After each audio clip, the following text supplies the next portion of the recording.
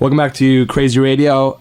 This is Chris Soriano, and I'm here with CSI Provost Mr. William Fritz. How are you this morning? I'm doing very good this morning. What exactly, sir, is the Pathways system? Well, the Pathways Project, the word really refers to back in June 27th of 2011, the CUNY Board of Trustees passed a resolution that's called the Pathways to Degree Completion Initiative. And we often just shorten that to Pathways. And the initiative is really designed to create a curricular structure that will streamline transfers and enhance the quality of general education across the university. The resolution deals with that part of a student's course of study that's common to all majors, which we often refer to in higher education as general education. And general education where a student can explore, be exposed to common learning outcomes, can develop competencies in areas that are so important to further study or to the job market, such as writing, mathematical reasoning, critical thinking, scientific literacy, exposure to various cultures, dealing with global issues and creative works, and etc. So that's the part that we call general education.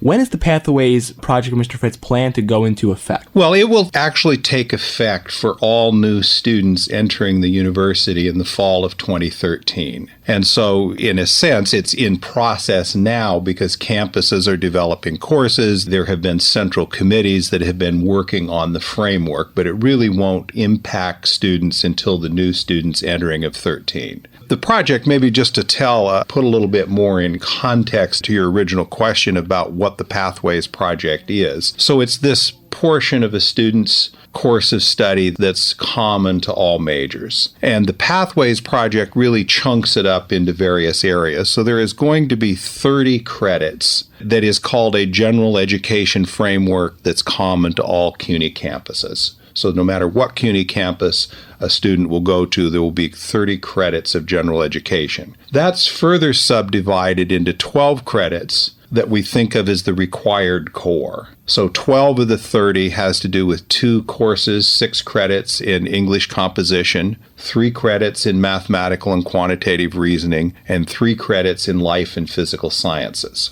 Then there's a more flexible part of that 30 hours that we call the flexible core. So it's really 18 credits. There are 5 areas, and students must take 6 3-credit courses with at least 1 course from each of the 5 areas, and then they, at their choice, could take 2 courses from one of the areas. And those courses are world cultures and global issues, U.S. experience in its diversity, creative expression, individual and society, and scientific world. And then each of these areas will have learning outcomes, and you can find this all on the Pathways website. I would urge any listener to go to cuny.edu/pathways, and everything that I'm talking about you can find in a lot more detail and explanation. Mr. Fritz, do you personally favor the Pathways Project? I do favor the project, and I favor the project for several reasons. One is over 50% of students in CUNY attend more than one CUNY institution and move across CUNY institutions, and so this really makes much more transparent how a student's courses will transfer when they move across the system. And so I see it as really reducing time to degree completion, students not having to take multiple similar types of courses. And so I think it really is designed to improve student success. I also think, for the reasons that I was talking about earlier with the job market, it's so important that students have strong skills in writing, critical thinking, the other issues that I mentioned. And I think the Pathways Project is designed with very solid learning outcomes to ensure that when they transfer, even if their new institution doesn't offer the same course, they will have those skills that will allow them to then either get a job or pursue their chosen major. What is the general consensus that you have seen with faculty and students on the campus of the College of Staten Island in regard to the Pathways Project? Well, this is a massive undertaking by the university, and it's an undertaking that's actually moving at a fairly accelerated pace. And so anytime you have a major project there's a lot of time spent where people are just trying to really understand what's going on. So perceptions change as people understand this better. That's one of the reasons that I'm here doing the radio show, is to be sure that everyone understands. And I would say across the university, the people's reaction to this run the gamut, from ones who wholeheartedly support the project to ones who are neutral to ones who have some concerns with parts of it. All of those voices have really come to play into the committees that have given to the shape. And as people are better understanding, then I think there's really a growing acceptance and a growing understanding. Let me get to one of those, again, misconceptions. Many people have said to me, how can you do general education in 30 credits?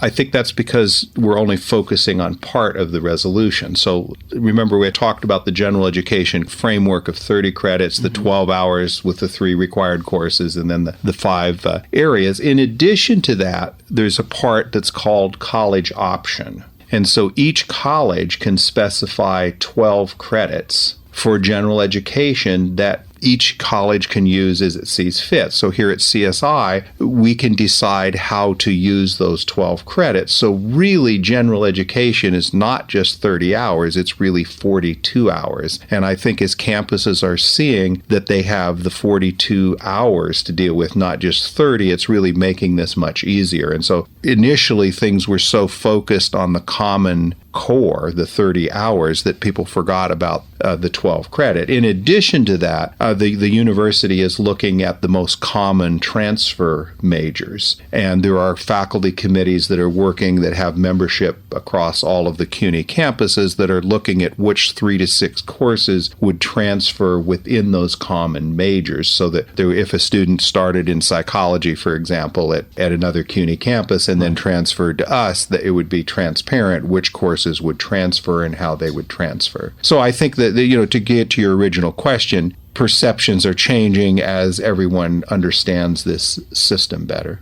This is Crazy Radio. I'm Chris Soriano. We're talking to the CSI Provost, Mr. William Fritz, this morning. Mr. Fritz, will the Pathways project affect students that are already in school and have completed the general ed requirements, or will it just be for the incoming students once it goes into effect? Well, the project is designed for students who are newly admitted and coming in for the first time in the fall of 2013. And so any student that is then entering that fall will then have to complete their general education following the rules and guidelines of the new core, of the new Pathways core. For existing students, obviously, if a student had completed their general education, they've completed they will have zero impact on them, because they've admitted under an earlier catalog, and they're going to be following the rules at the time that they enter. So basically, those students are grandfathered into the system, and they don't have to. That's correct, and that's common in higher education. Anytime that there are new programmatic changes, it really impacts the students who are coming new into the system. Now, it might be to some students' advantage. So, for example, a student might have either not completed their general education or completed only a portion of it, and the details are being worked out. But the current thinking is those students would be given a choice, and so they could look at their own. They could sit down with an advisor, look at their own transcripts, and decide, is it to my advantage to transition to the new rules, or am I better off to stay under the old rules? That would be a student's choice. So students that have completed Gen Ed, they have completed it. Students who are partly done would have a choice, and then the only ones that would be required to do the new core are the ones who start as new freshmen in the fall of 2013. Do you think CSI will benefit from the Pathways project? I think so, because again, I think it will be easier for students to transfer to CSI, just like within any CUNY campus. And I think it will be easy for students to demonstrate to prospective employers or majors that they're thinking of pursuing. I'd like to go back to the flexible part of the core, and you mentioned the issue of foreign language and, how do all of these things fit in? There's a lot of student choice here. So, for example, foreign languages will be offered under world cultures and global issues. The students will have to take, one of those packages of courses, and if a student wanted to take 2 semesters of foreign language, they could certainly choose to take 2 foreign language courses under world cultures and global issues. We haven't yet decided how the college option is going to work. So as a campus, the faculty on this campus are going to be working this spring semester and probably next fall semester deciding which are the courses. And so I don't think that there's going to be as big a changes as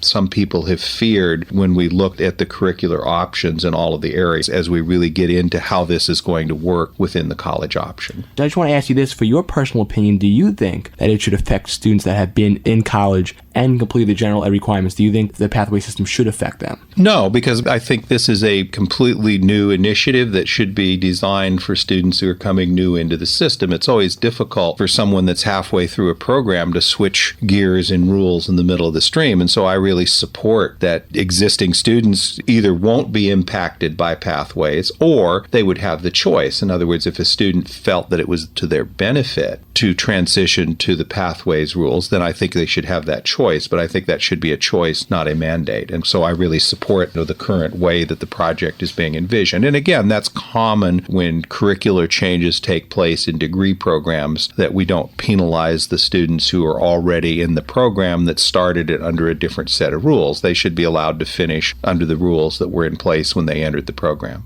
When I first heard of the Pathways Project, I knew a few people that were heavily against it, and they kept bringing up this certain topic. And I want to ask you this question to close out the interview, Mr. Fritz. Do you think that the Pathways Project will simplify the education of students too much, and as a result of that, CUNY students will have it tougher to find jobs because the employers may look at this CUNY system and feel it is too simple and basically call it a, I don't want to sound cruel, but maybe a Mickey Mouse format where they'll look at someone from a SUNY school and say, well, they had to work a little bit harder for their credits, and they'll look at someone like us from CUNY and they'll say, well, he or she only took 30 credits of general ed. I'm going to take the person that's more experienced and I'm going to go with SUNY. Or do you feel it'll be tougher for CUNY students to find jobs in the workforce because of the Pathways Project? No, I think just the opposite. First off is most large public university systems have in place something like the Pathways Project. If you look at Florida, Georgia, Minnesota, Massachusetts, the California State University, Illinois, all have very similar, and in fact, many of them have fewer than 42 hours. I think if you take the 30 in the Common Core and then the 12 college option, actually CUNY has more hours in general education than those other systems do. And if you look at the learning outcomes that have been developed for each of those courses, I think they're as tough as and tougher than the ones in the other systems. And so I think this is really going to ensure that students are exposed to those critical things, like I mentioned before, critical thinking, writing skills, exposure to global issues. I think that this core is going to serve students very well when they apply to graduate school or when they apply to get a job. I mentioned in the earlier list, SUNY has developed a framework very similar to this. And so I think, it